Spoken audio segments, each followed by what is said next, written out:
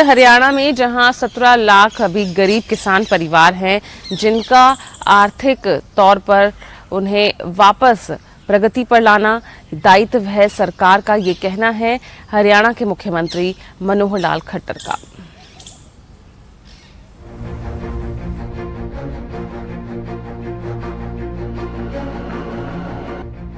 हरियाणा के मुख्यमंत्री मनोहर लाल ने बुधवार को चंडीगढ़ में एक प्रेस वार्ता को संबोधित किया। सोशल डिस्टेंसिंग के नियमों का ध्यान रखते हुए की गई इस वार्ता में मुख्यमंत्री ने किसानों पर फोकस करते हुए कहा कि प्रदेश सरकार 2020 तक किसान की आय दुगना करने की दिशा में गंभीरता से प्रयास कर रही है और कई कारगर योजनाएं भी चलाई जा रही है।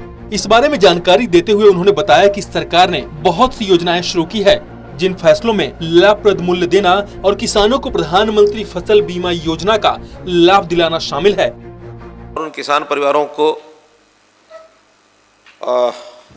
एक प्रकार से उनकी सहायता करना या उनका विकास, उनकी प्रगति, आर्थिक प्रगति, उनकी हर प्रकार की चिंता करना, ये सरकार का एक मुख्य हिस्सा रहता है। कौन सी जमीन किसकी है, इवन न केवल किसान बल्कि बाकी भी जमीन है, प्राइवेट यानी पब्लिक लैंड जिसको कहते हैं, सरकारी डिपार्टमेंट्स की जो है उसको भी आइडेंटिफाई कर लेंगे।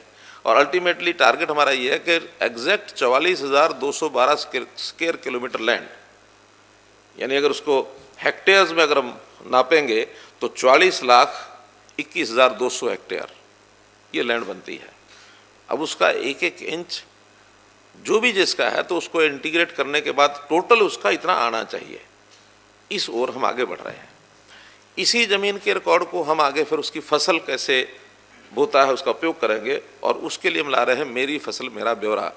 ये एक 2 साल पहले इस पोर्टल को हमने शुरू किया था। 2 साल में लगातार उसके अंदर सुधार लाते चले गए और सुधार लाने के बाद इस बार उसका मैक्सिमम उपयोग हुआ है। मुख्यमंत्री ने कहा कि किसान सम्मान निधि के तहत प्रधानमंत्री नरेंद्र मोदी ने हर किसान को सालाना 6,000 रुपए उपलब्ध कराने की नई पहल की और मुख्यमंत्री परिवार समृद्धि योजना के तहत जिस परिवार की मासिक आय 15,000 रुपए या वार्षिक आय 1,80,000 रुपए तक हो और 5 एकड़ यानी कि 2 हेक्टेयर तथा कृषि योग्य भूमि हो, वे परिवार इस योजना का लाभ उठा सकते हैं। उन्होंने बताया कि भूमिगत जल स्तर में सुधार के लिए सरकार ने मेरा पानी मेरी विरासत योजना शुरू की है, जिसके तहत धान के स्थान पर अन्य फसलों को बोने वाले किसानों को प्रोत्साहित किया जा रहा है। किस किसान ने कौन से एकड़ में क्या फसल बोई, ताकि ये हमारे पास डाटा रहेगा तो हमें परचेज करने में आसानी होगी। किसान का कोई मुआवजा है खराब होने के बाद वो देने के बाद आसानी रहेगी। हम अपने एस्टिमेट्स ठीक से लगा पाएंगे, प्लानिंग ठीक कर पाएंगे। और यदि कुछ चीज़ कम ज़्यादा करनी है, उसको अपील करनी है, जैसे अभी हमने धान की अपील की कि धान कम बोना चाहिए, उसको भी अगर मॉनिटर करेंगे तो उसी में से मॉनिटर कर पाएंगे।